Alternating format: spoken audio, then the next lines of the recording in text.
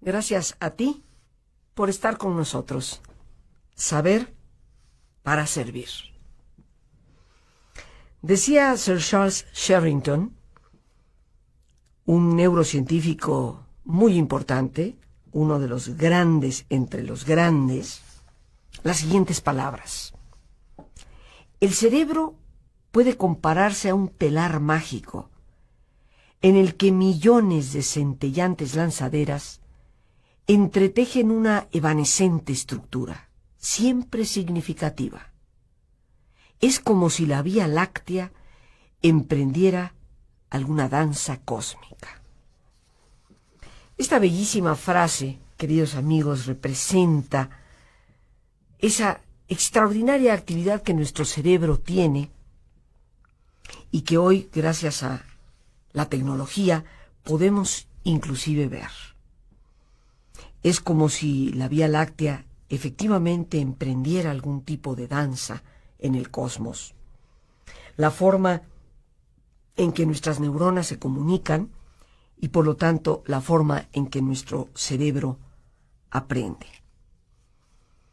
Lo que en realidad distingue a nuestro cerebro de todos los demás, como ya en otras ocasiones lo hemos dicho, no es su tamaño, sino esa capacidad que tiene de establecer interconexiones.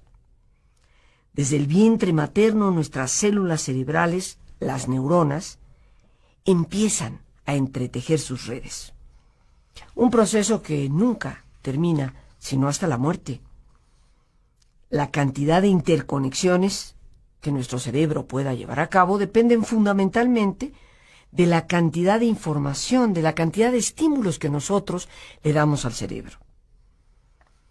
Es probable que muchos estemos familiarizados con lo que se ha llamado estimulación temprana, que se define como ese conjunto de acciones que pueden ayudar a potenciar al máximo todas nuestras habilidades físicas, mentales y psicosociales, y que se aplica fundamentalmente en los niños, mediante la repetición, mediante estímulos que son continuos, que si los muñequitos sean de todos los colores, que si algo por encima de la cuna se mueva y algo tenga música, estimulando de esta manera, de manera efectiva, todos los sentidos de la criatura.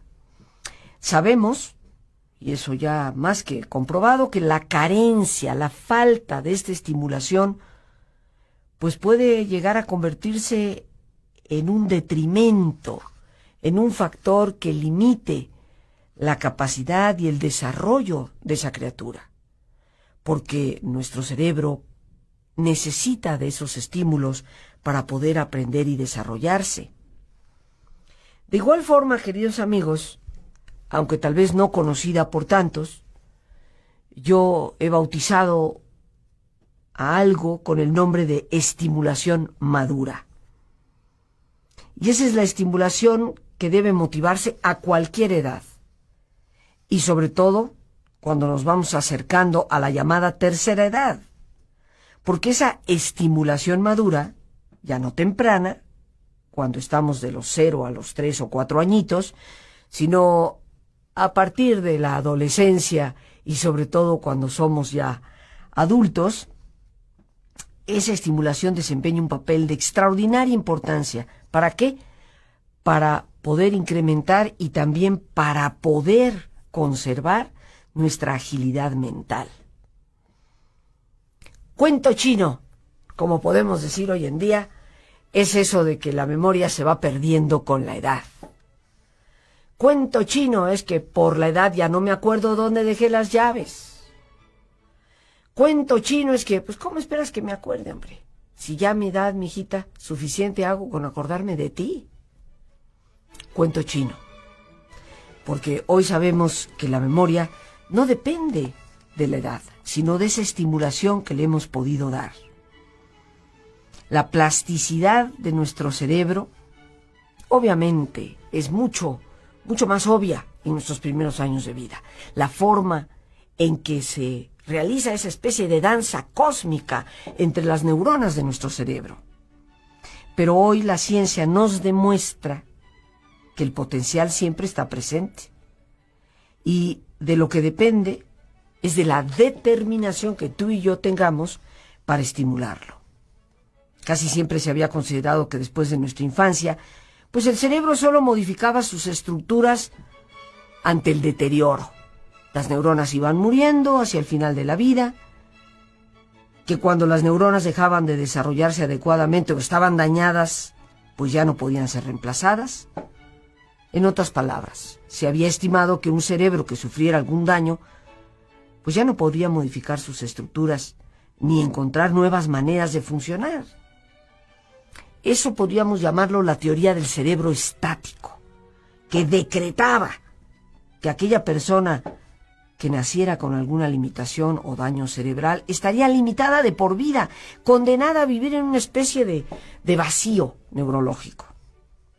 Aquellos que se atrevían a pensar que por la estimulación o por el ejercicio mental podrían ser estas personas ayudadas, eran considerados como ilusionistas, pero el tiempo ha demostrado que tenían razón y que todos, a cualquier edad, podemos hacer que nuestro cerebro funcione cada vez mejor. Un cerebro que aprende y la memoria. Ese es nuestro tema de este día, en un programa que, como ya habrás deducido, me he tomado la libertad de autoinvitarme. El por qué se pensaba que el cerebro era algo estático, el por qué se pensaba que si algo te sucedía era irreparable, porque las células cerebrales no se podían reponer de ninguna forma. ¿Por qué a los que promovían el ejercicio mental, ciertos tipos de fisioterapia, se les consideraba como ilusionistas?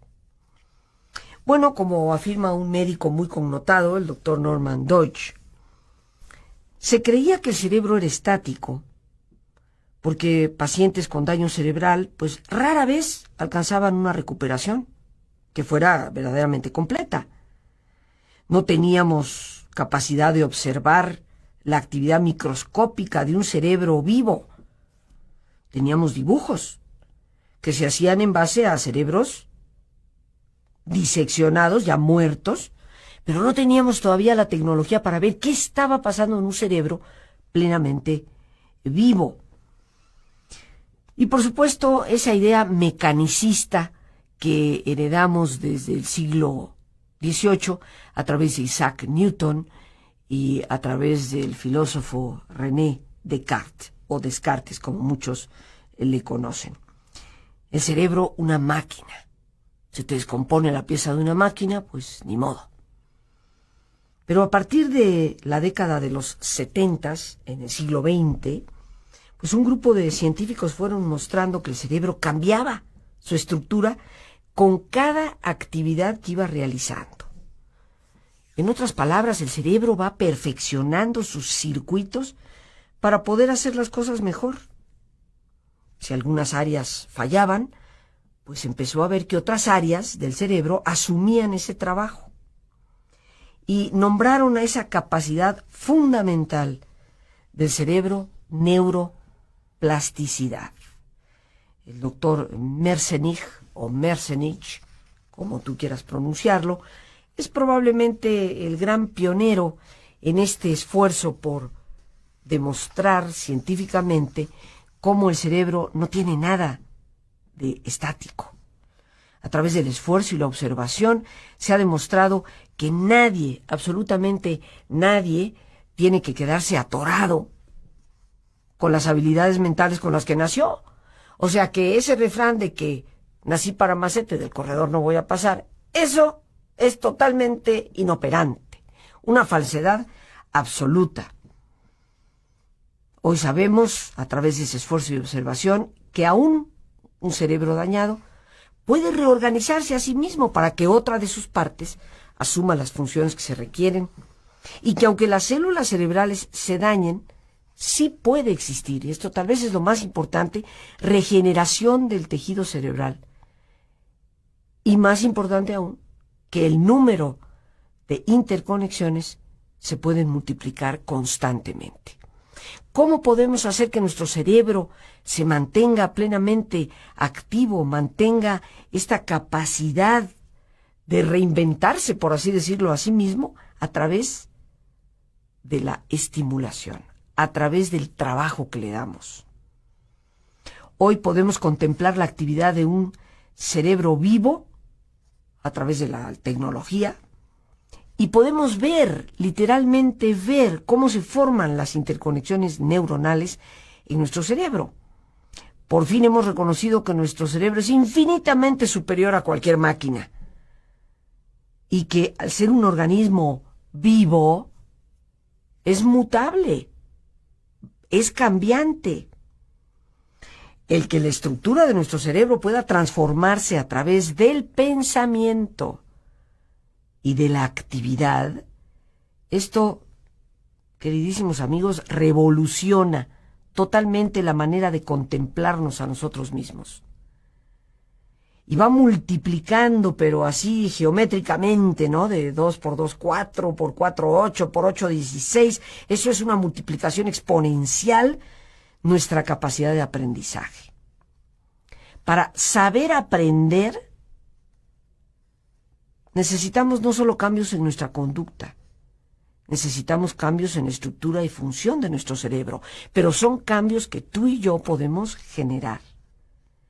Hemos empezado a descubrir ese inconmensurable potencial que poseemos a través de esa red de interconexiones que está siendo tejida a cada instante por nuestras neuronas. ¿Y cuántas neuronas tenemos? Bueno, pues se calcula que alrededor de 100,000 millones de neuronas en nuestro cerebro. Tantos como estrellas en la Vía Láctea. Y por eso esa frase hermosísima con la que iniciábamos nuestro programa, que nos evoca esa especie de danza cósmica de estrellas que se encienden y se apagan, es realmente una descripción maravillosa para lo que es nuestro cerebro. Cada una de nuestras neuronas, de nuestras células cerebrales, es como un pequeñísimo procesador de información. ¿Qué cantidad de información podrán manejar 100,000 millones de neuronas? Cuando cada una de ellas puede manejar de 10,000 a 50,000 datos a cada instante. Nuestra imaginación ciertamente que no alcanza, queridísimos amigos, para darnos cuenta de cuán efectivo es nuestro cerebro y la capacidad que tenemos de manejar información. Si multiplicamos la capacidad de procesar información de una sola neurona por la cantidad de neuronas que tenemos en el cerebro, pues llegamos a la conclusión de que la información que nuestro cerebro puede manejar, como hemos dicho, está más allá de lo que podemos imaginar. Por eso nuestra memoria es infinitamente mejor de lo que tú y yo comúnmente estimamos. Y por eso la memoria no depende de la edad, pero sí del ejercicio que le demos. Por otra parte, este poder ver lo que está pasando en nuestra cabecita, en un cerebro plenamente vivo, nos ha permitido descubrir muchas curiosidades sobre la memoria. Al ser nuestro cerebro un órgano que se transforma, la memoria no está escrita en piedra. ¿Esto qué significa? Significa que nuestra experiencia hace que nuestra memoria sea diferente a la de otras personas, aunque se refiere a los mismos eventos, y por eso cada quien te describe las cosas de una manera distinta. Por esa influencia que nuestro pensamiento y nuestra conducta tienen en nuestro cerebro, la huella de nuestra memoria inclusive puede ser transformada, lo cual, entre esas curiosidades, nos puede llevar a recordar cosas que jamás ocurrieron, pero que nosotros metimos como relleno dentro de la experiencia que vivimos, ¿no? En la medida en que nos repetimos algo, ese algo termina siendo una realidad para nuestro cerebro y pasa a formar parte de nuestros recuerdos. Entonces, cuando fuimos a la fiesta y compartimos con los amigos y se lo contamos a alguien al día siguiente, pues tal vez le pusimos un poquito más de crema a los tacos. Pero conforme repetimos la historia y le vamos añadiendo más y más crema a los tacos, pues esa crema añadida en nuestra memoria empieza a quedar grabada como si realmente hubiera estado en los tacos. Y vamos describiendo y asegurando cosas que a veces no sucedieron en realidad, pero sí se fueron creando en la memoria de nuestro propio cerebro. En la medida en que nos repetimos algo, ese algo se va convirtiendo en una realidad para nuestro cerebro, que, como también hemos dicho en otros programas, no sabe distinguir entre realidad y fantasía. Y por eso, dos personas, sin que una de ellas necesariamente, de forma voluntaria, te esté diciendo mentiras, te explica la situación desde otra perspectiva. En su memoria, la experiencia es distinta. También existe lo que los expertos han llamado el conocimiento medio. ¿Qué quiere decir eso? Es una manera de creer que sabemos algo y al mismo tiempo como que no muy lo sabemos. Hay un psiquiatra en la Universidad de Yale, llamado Robert J. Lifton, que hizo un estudio profundo de criminales. Y este experto se preguntaba, ¿cómo pueden estos señores, estos fulanos, estas fulanas también, pensar tan favorablemente acerca de sí mismos, ¿no? Considerando los actos tan terribles que habían cometido. Y el doctor se preguntaba, ¿es que acaso no recuerdan los terribles hechos que han realizado? Los crímenes espantosos que han cometido. E investigándolo, él le da este nombre a esta curiosidad de la memoria, el conocimiento medio. Es una especie de autoengaño que modifica la memoria de lo que fue real. Esto no sucede no solo a los criminales, a los eventos traumáticos, donde nuestro recuerdo posterior puede estar distorsionado, como un mecanismo de defensa para protegernos de algo que fue terriblemente impactante. Ni qué decir, queridos amigos, nuestros prejuicios, expectaciones, el conocimiento previo que tenemos, pues también son utilizados en una especie de proceso de llenado ante los huecos que nos quedan de ciertas experiencias. Y esto conduce a distorsiones en lo que recordamos. Nuestra memoria, curiosamente, también padece algo como parte de estas curiosidades que podríamos llamarle el complejo de superioridad de la memoria. Casi siempre vamos a recordar nuestros actos, lo que nosotros hicimos, antes que recordar lo que hicieron los demás. Cuando tú te sientas en una junta en tu trabajo, tú vas a recordar más lo que tú aportaste al proyecto que lo que los demás aportan. Podríamos decir que honestamente a veces no recordamos la cantidad de tiempo y esfuerzo que otras personas han invertido en una tarea. ¿A qué se debe esto? Bueno, a que la información que nosotros sí aportamos, pues fue elaborada en nuestro propio cerebro y por eso está más fuertemente grabada. Antes de que tú o yo aportemos algo y demos una opinión, ya hemos procesado algo allá adentro. No nada más es lo que decimos, sino lo que hemos pensado. En cambio, lo que otros aportan, solo lo escuchamos de primer impacto. Y por lo tanto, la información que tú o yo damos, la recordaremos más fácilmente. Esto algunos expertos lo han llamado el complejo de superioridad de la memoria. También existe lo que se llama el olvido motivado. Fíjate todas las curiosidades que tiene esta facultad mental. ¿Qué significa el olvido motivado? Pues muy sencillito. Tenemos una tendencia a recordar más fácilmente los momentos más felices que los momentos tristes. Habrá quien diga, ¡ay no, Rosita! Al contrario, mi suegra es terrible. Esa nada más se acuerda de todas las tragedias. Sí y no. Hay momentos en que sacamos provecho, pero en términos generales nos resulta más fácil, conforme pasa el tiempo después de una experiencia, recordar lo bueno. Y qué bueno que sea así. En muchos casos puede ser muy sano y no necesariamente una negación, como algunos dicen, ¿no? Medio patológica, medio enfermiza. Sin embargo, en otros casos puede ser peligroso, como en el caso de los adictos. Los adictos a los juegos de azar, por ejemplo, pues casi siempre recuerdan las ocasiones en que han ganado y aparentemente dizque olvidan las que han perdido. Dice, no, pero mira, el otro día gané, sí, pero has perdido 27 veces, nada más has ganado 2. No, ¿cuál 27 veces? No, he ganado más que perdido. Esto es lo que se llama olvido motivado. Nuestro cerebro, queridos amigos, trabaja a una gran velocidad y nuestro pensamiento todavía más. Razón por la cual existe otra curiosidad en la memoria que se llama implicación pragmática. Eso significa que cuando escuchamos o vemos algo, nuestra mente deduce muy rápidamente algo que interiormente nosotros incorporamos a eso que estamos viendo. Por ejemplo, si alguien viene y te dice, el campeón de karate golpeó el bloque de cemento. ¿Cuál sería la implicación pragmática si alguien te pregunta a ti, ¿qué te dijeron?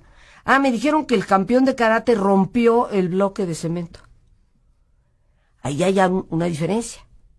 Alguien nos dijo, el campeón de karate golpeó el bloque de cemento. Pero nosotros inferimos, deducimos, el campeón de karate pues, va a haber roto. Así que ya cuando se lo cuento al tercero, pues no, lo rompió. El campeón de karate lo rompió. Ya te podrás imaginar los problemas que puede haber cuando tú o yo afirmamos que alguien nos ha dicho algo que en realidad está distorsionado por la implicación pragmática. Decía un investigador de la memoria, Morgan, que nosotros llenamos los valles de nuestros recuerdos con las alturas de nuestra imaginación. Una bellísima frase y aparte es muy cierta. Hacemos como una especie de trabajo de llenado, una curiosidad importante. Si deseamos tener una mejor memoria, pues, mis queridos amigos, tenemos que saber ayudarle, evitando cosas como el estrés excesivo, que nos impide una percepción precisa y por lo tanto un recuerdo adecuado. En estudios que se han hecho de aprendizaje, pues cuando la persona está muy estresada, esto reduce su habilidad para poder recordar inclusive las instrucciones que le dan. Invierte tanta energía en la ansiedad, esto muy especial para los estudiantes. Los eventos reciben menos atención. Por supuesto, el consumo de ciertas sustancias, el alcohol, el exceso de café. Y de forma positiva, pues hay cosas que nos ayudan, tener una buena cantidad de luz cuando estamos estudiando, una temperatura agradable, pero lo más importante para tener una extraordinaria memoria depende de nuestra determinación por ejercitarla, reconociendo que independientemente de la edad o de algunos problemas de salud que podamos haber padecido, en nosotros está brindarle el reto. A Dios las gracias por este espacio que nos permite compartir. A ti, el más importante de todos, una vez más, gracias por tu paciencia al escucharme y por ayudarme siempre a crecer contigo. Que Dios te bendiga.